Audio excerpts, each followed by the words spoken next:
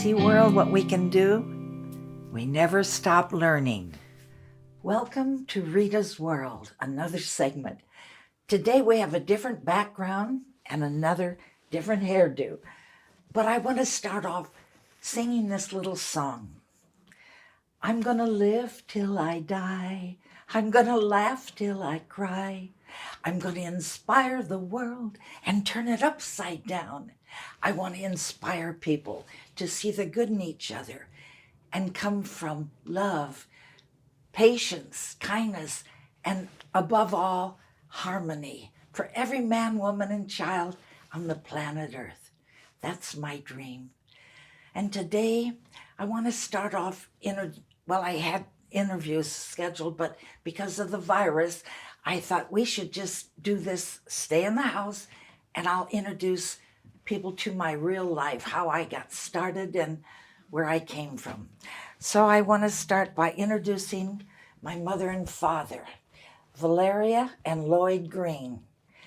I was born in Scotland, South Dakota.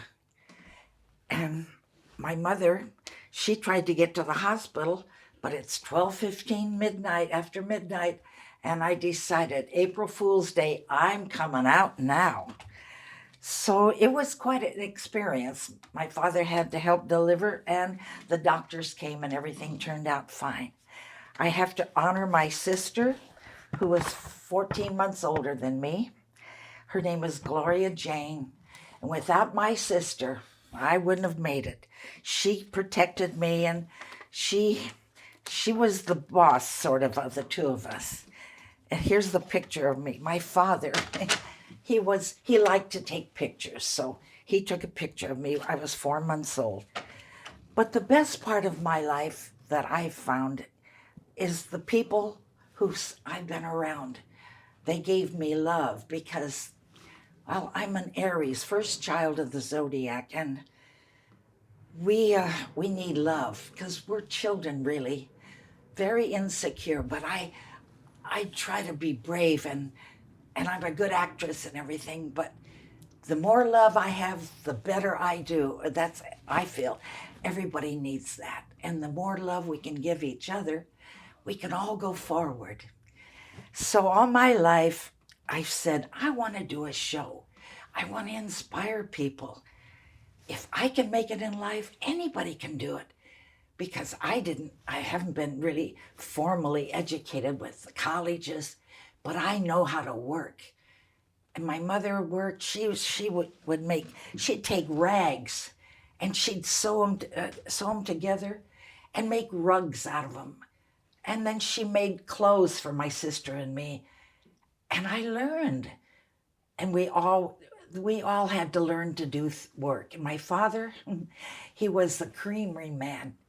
He was the cleanliest. Oh, he went to work every day with a white shirt and white pants. And I used to iron his shirts. My mother taught me how to start shirts. But all these experiences gave me confidence, because the more I learned, the more confident I got.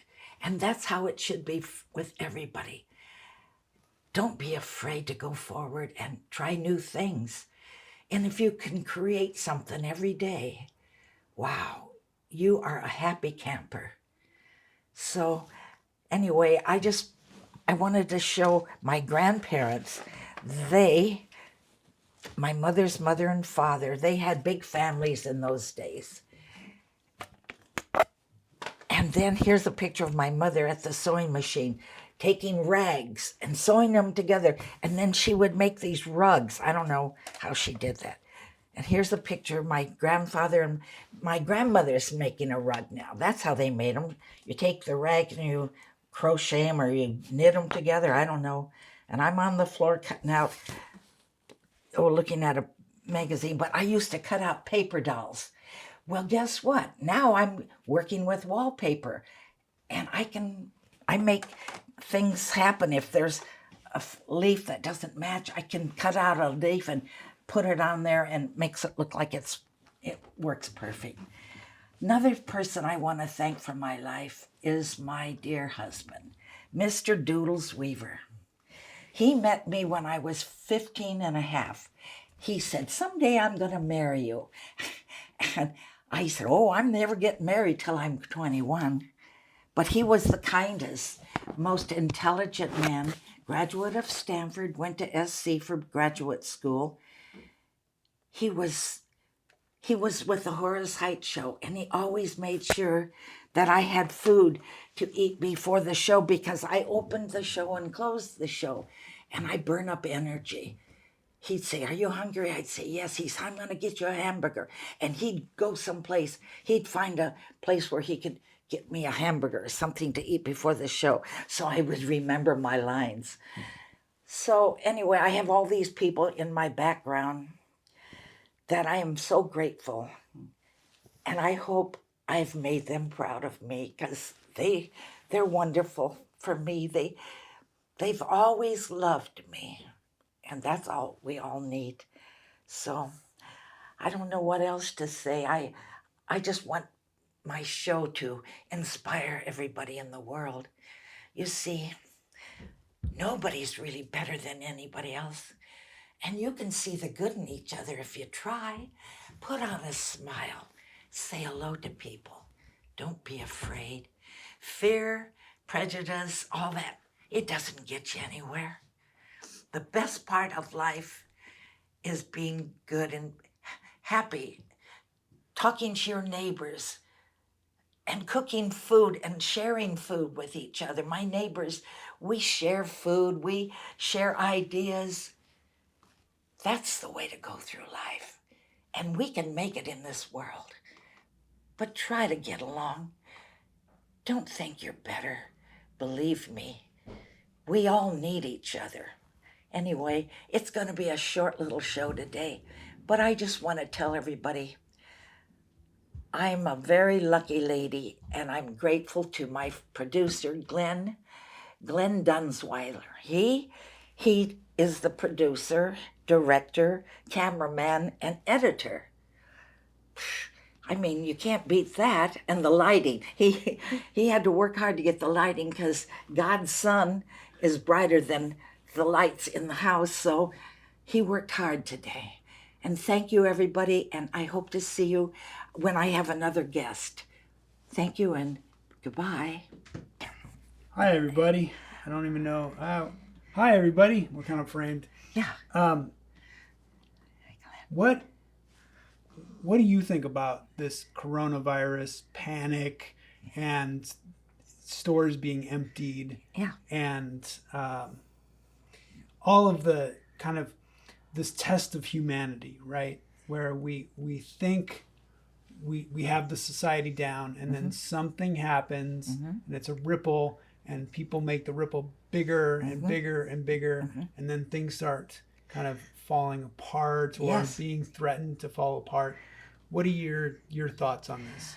Glenn, that's a good question, because 2 days ago I went to this market in Glendale. I took my lady friend who doesn't drive, and I was in line getting some ham, because I like a little ham and eggs sometimes. And a lady came up to me and she said, "You're beautiful." And I went, "Oh." I said, "Well, you're beautiful." "Oh," she said, "no, but you have a beauty." And I said, "Oh." So anyway, now, and I thanked her, and we got everybody doing their shopping, and I'm behind her in line at the cashier. Well, we still talked. She said, everybody is afraid of the virus. I said, I don't live in fear. And I don't. And she said, "I like you." She said, "Could I have your phone number?" I said, "Absolutely. I'd love to be friends with you." So I gave her my business card. And then I'm getting my stuff from the cashier, and the cashier said, "Oh, the lady forgot her rice, big sack of rice." Oh, I said, "I'll go take it to her. I'll find her." I take the rice and I go out. I'm looking, and it's raining, and I didn't care. I said, "There you are. You forgot your rice." I didn't know her name. But what I'm saying is, this virus, if you live in fear, it's going to get you. If you are bold and say, "I'm strong, God's going to protect me," let's all get along and don't be greedy. I got one thing of toilet paper. People are stocking up, and now the stores don't have toilet paper. Now that's ridiculous. I mean, one day at a time, folks. And I've got people living in my home because, I rent rooms because I love to give, and it helps. So I thought, well, a big thing, that's 12 rolls, that's enough. And there'll be more. And sure enough, the news on Channel 5 said, oh, every day they close the stores early and they stock it all. So don't be panicking, people, right? Yeah, I've been speaking to students about entrepreneurial skills for their life and succeeding, growing people into wealth. And one of the things I tell them is I used to be a lifeguard. And the big idea was you can't save someone that's panicking. If you can't get them to calm down, they're going to drown. So I kind of attribute that to my whole life. Great. Don't panic. Keep treading water. Okay. And it'll be okay. If you start panicking, you're right. Going down. And you're going to take people around you with you. Exactly. Oh, that's so true, Glenn. Yeah. Well, let me get a picture here because we're on camera at the same time for the first time in a while. I know. And this is handsome. Isn't he handsome, folks? This is all. There we go. Getting the selfie. Okay. Hey. Hi. We did it. We did it. We're doing it. We're doing it. We're doing our show. All right. Thanks. Well, Reita, thanks for doing this. I think that your gift to the world, this knowledge that you have, this outlook, is so important, and that's why. Thank you. That's why I'm grateful that we can work together to make this. And as much as I complain about having to put up all these lights because you want this background, it's a good background. It's beautiful. It's a fun background. It's my wallpaper. I put it on because that's a garage. Who wants to look at a garage when you're in a dining room, right? I said, if I put a mural up there, which I love, so I think that's the way to go. Well, I tell the students, it's about giving joy. Everyone wants joy. Yes. And I think you are amazing at giving joy. Yeah, and you've always been amazing. I don't know any better, you see. I really don't. I'm a happy person because of my family, my mother and father and my sister and all my relatives. Oh my gosh, they used to have these wonderful parties. They had basements and we'd have polka parties and I'd learn to dance. I did when I was just a kid. But that's how we go through life, inspiring each other and being happy.